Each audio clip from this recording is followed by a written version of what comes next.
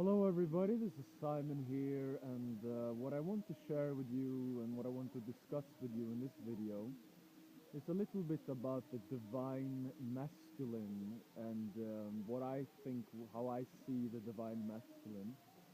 I believe that there's a lot of talk about these days about the divine feminine and the rising of the divine feminine, which is all well and good, which is great, but I would like to share a little bit from my perspective of the divine masculine, what I think the divine masculine represents.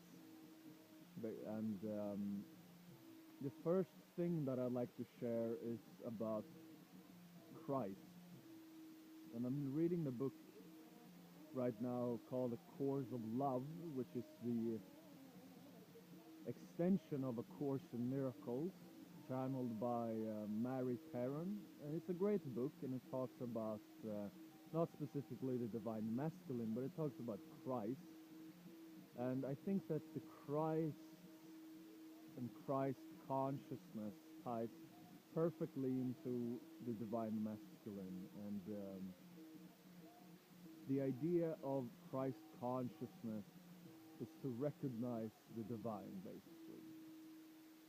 The idea of Christ consciousness is to see the divine, to truly allow yourself to see the divine around you and to make no distinction between yourself and the divine. You are divine. You are a divine child of God. So by allowing yourself to truly accept that condition or that reality that you are a soul, you're an eternal soul of light, and that you carry the spark of the Creator within you, you can then start to recognize this energy around you, this divine energy. And what I understood of A Course in Miracles is also the idea of seeing the face of God or the Christ within other people or within your brothers and sisters, within anything basically. You can see the face of God or the Christ. So the idea that is being shared in the Course of Love and the Course in Miracles is that if you see the Christ in somebody, if you see the Christ in your fellow brother, for example, you can actually allow that seeing to feel that being by not, seeing from the eyes of categorization, but actually seeing the kind of the Christ seeing itself by recognizing and not being other than your brother. You can see the Christ in him and therefore allow a kind of communion or a kind of merging to take place, which can be very healing and very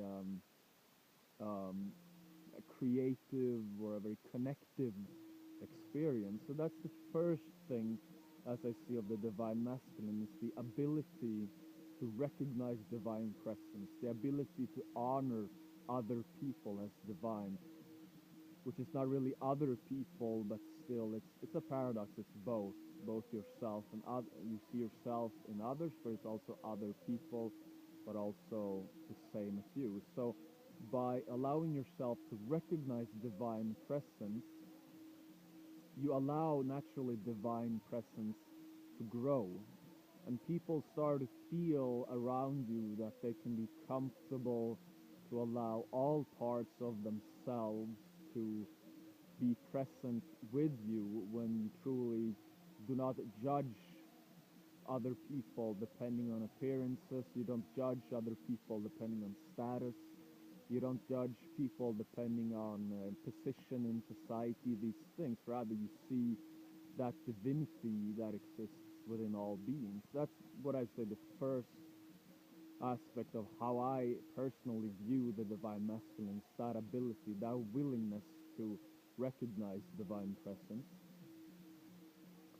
The other part of the divine masculine, as I understand it, is the willingness to live by the truth. A willingness to live by what is true rather than what is illusory. And can be challenging in our society, in our Western society. There are many distractions. There are many illusions flying around. There are a lot of stuff here and there, a lot of mind stuff. So the ability to live by what is true goes hand in hand with the ability to let go of that which you know deep within yourself simply doesn't resonate with you. If it doesn't resonate with you, if it doesn't spark a kind of interest or a creative spark within you, then you don't need to uphold yourself or let it occupy your consciousness more than necessary. Rather, you can allow yourself to come back to divine truth and to let yourself be guided and lived, so to speak, by divine truth. And that is not necessarily a complicated thing, but it requires a willingness to simply trust the truth. Trust that truth, that one truth, which is the same for all beings, that one truth that exists eternally within all beings, and to then also, if other people see you through the categorization of illusion, then it doesn't really affect you in the same way, because you know that in yourself you relate to reality through what is true. And it can be a kind of a little bit shady area of what is true and what is not true, but basically what I'm talking about is trusting your gut feeling, trusting your instincts, or your natural common sense and an ability to sort of not be caught up too much in the illusions that are flying around, so to speak, like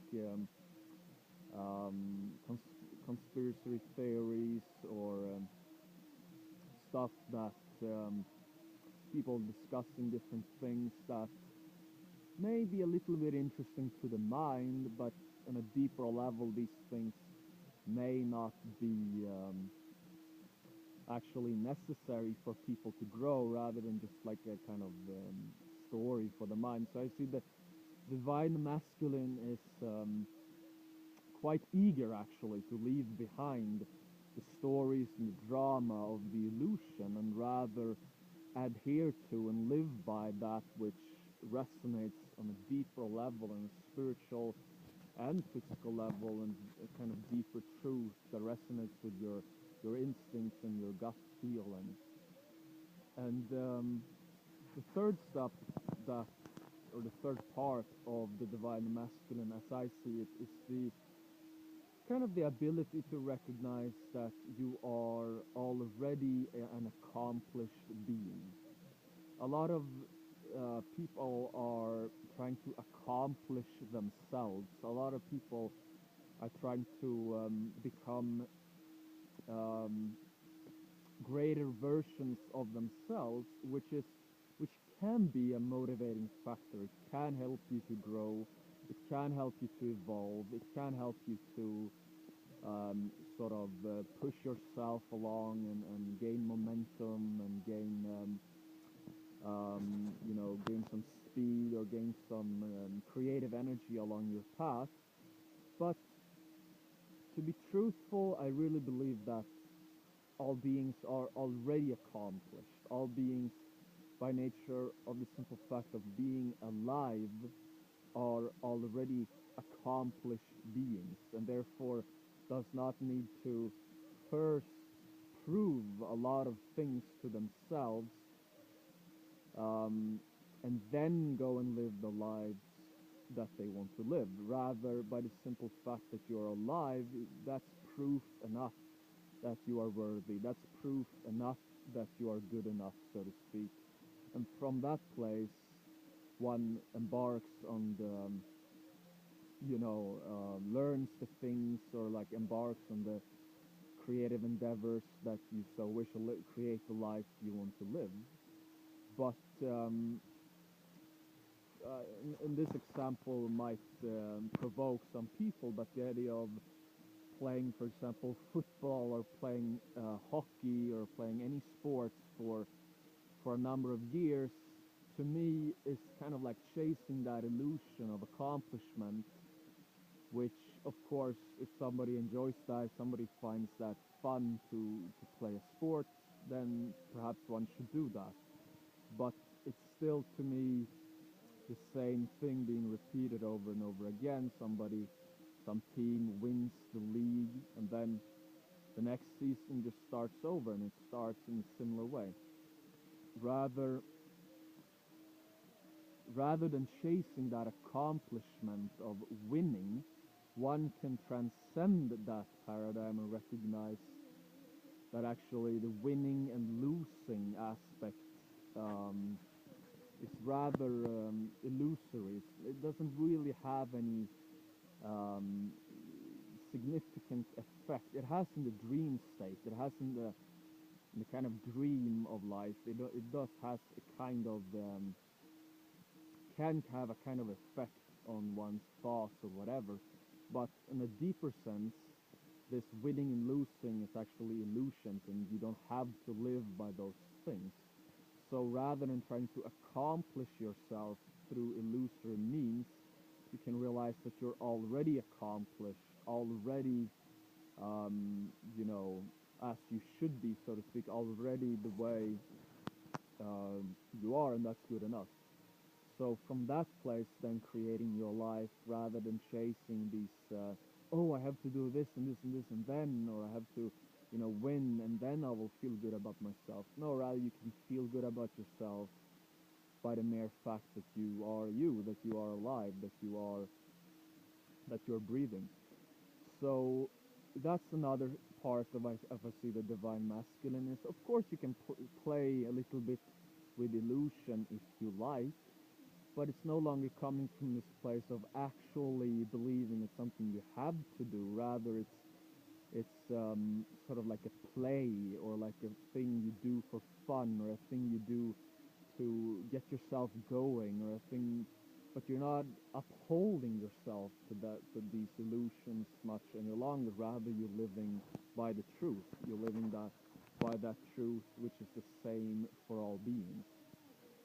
So that's three parts. The fourth part would be a willingness to give yourself to that which you believe in, as I see the divine masculine, a willingness to follow through with what you believe in, a willingness to make commitments, and a willingness to admit that you might be wrong at sometimes. It's not a big deal if you're mistaken about something. You can learn from those mistakes and still follow through with your commitments.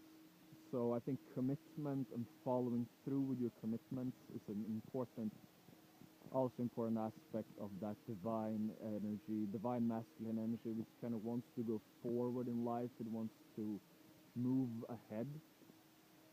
Um, the next part I see is about clarity, and it's the willingness to reach for the highest clarity that you can possibly reach for in any given moment. So rather than to dwell too much in the future or ideas of an anticipated future, you focus more within yourself on clarity of what is happening now. You can still, of course, be aware of where you're going, but you gain clarity out of the present moment rather than an anticipated future that you think will be. You stay as grounded and stable as you possibly can within the present moment. So that's basically the things I'd like to share with you in this video. I think there are many other aspects as well, or possibly infinite aspects to divine energy. So these are just a few examples, and you can possibly think of many other things as well, such as courage, trust, protection. Even though I think the divine masculine, the main purpose is not to protect people. It has kind of protective vibe to it. It's not it's not, one should not go around and feel in life too much that things have to be protected. Rather, uh, life is just to be lived in a way, and then if protection is necessary, then that naturally stems out of the divine masculine, but it's not something that has to be thought of or has to be considered too much. Rather, the natural trust in life makes you feel safe, makes you, can also make others feel safe, and can make you just, trust that things unfold the way they should, and things simply works out for the best for all beings. So that's basically the message I have in this video. Thank you for watching, and have an amazing day.